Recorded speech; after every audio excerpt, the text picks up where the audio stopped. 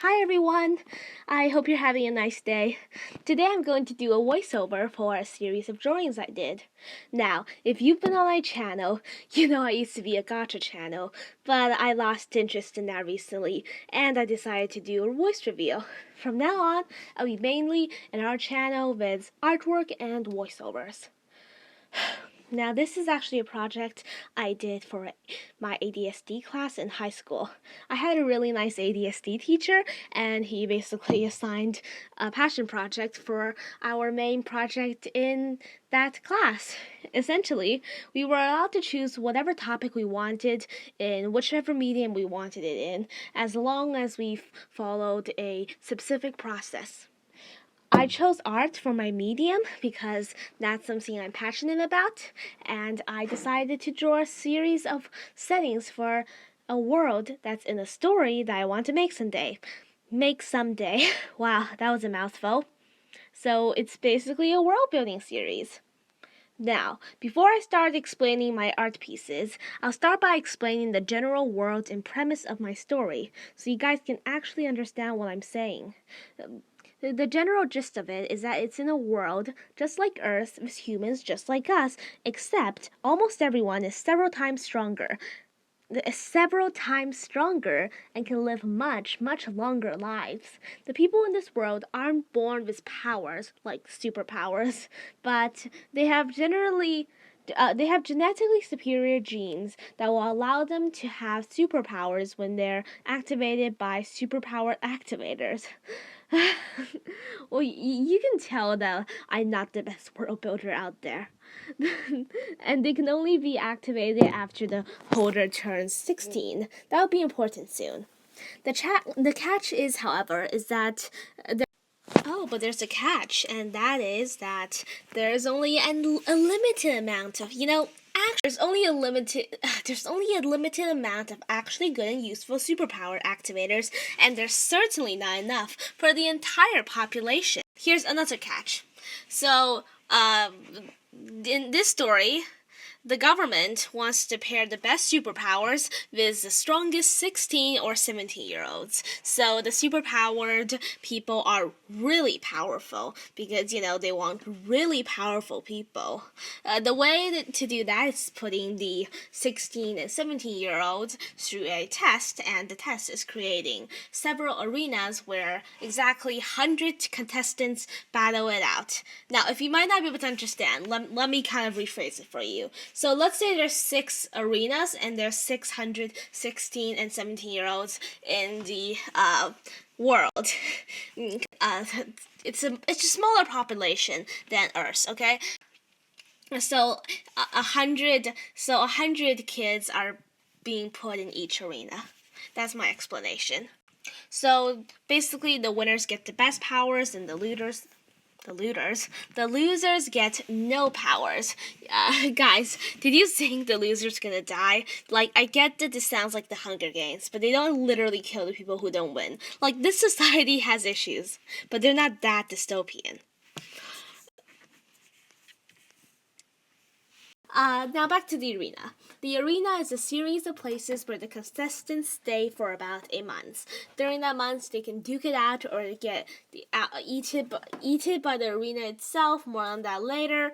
There are operators or game makers, if you want to get in Hunger Game terms, who operates, you get the name now, the arena and design its settings and design the costumes for the players or contestants, since it's not a game, since it kind of decides your life.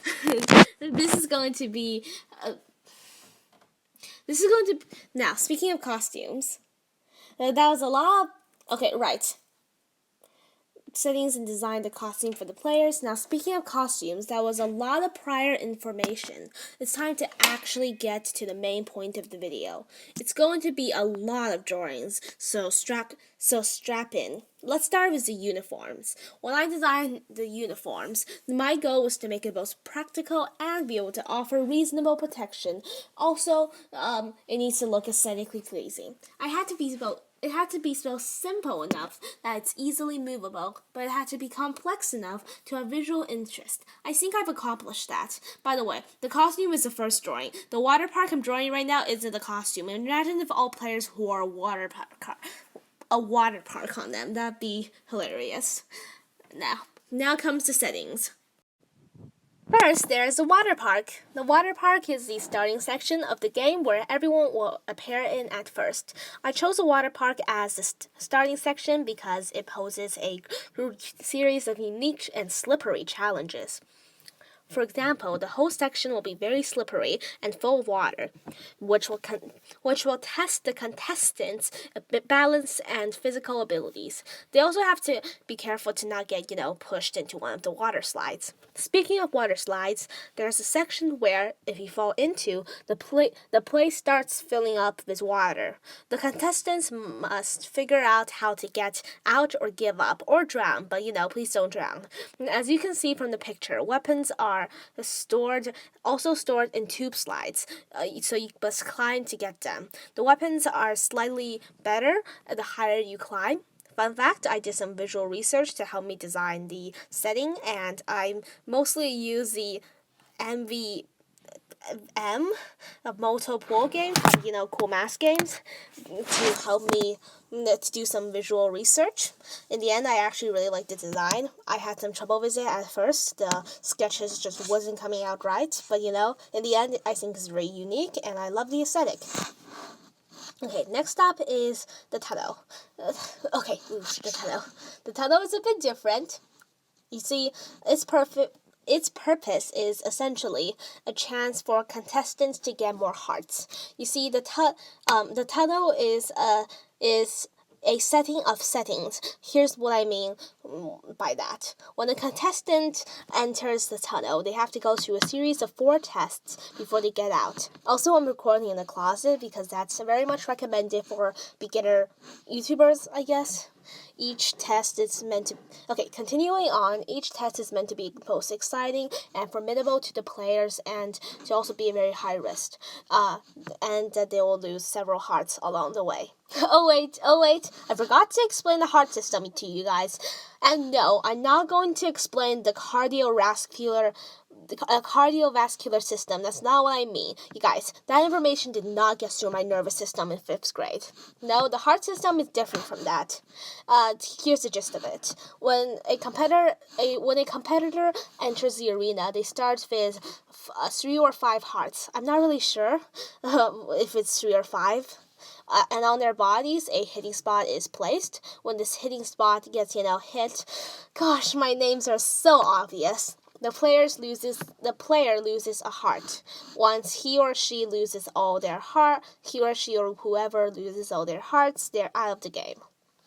So yeah, that's basically the heart system. Now onto the individual sections of the tunnel. Starting off, we have the Vine Monster section. The Vine Monster is the simplest and possibly the most basic section I'm going to explain in this video. Well, this video has all of the sections in the entire arena, so I guess in the whole arena. The Vine Monster is the simplest and possibly the most basic section in the arena. He's basically a brute force monster that has vines instead of limbs and throws stuff at you, and you have to penetrate its core to deactivate it. But good luck on doing that since he's pretty strong, all things considered. The chest level is the brain to the brawn of the Vine Monster, and it's actually the one I'm drawing right now. I actually really liked it. And I really enjoyed drawing this art piece. I actually watched the live stream by Lavender Town while drawing this, and it was a really good time. Each character looks so nice in chess form, and I love how they all have their own signature color. The way this works is that the people who enters the chess level at the same time will be split into 2 teams and will be pitted against each other in a game of chess.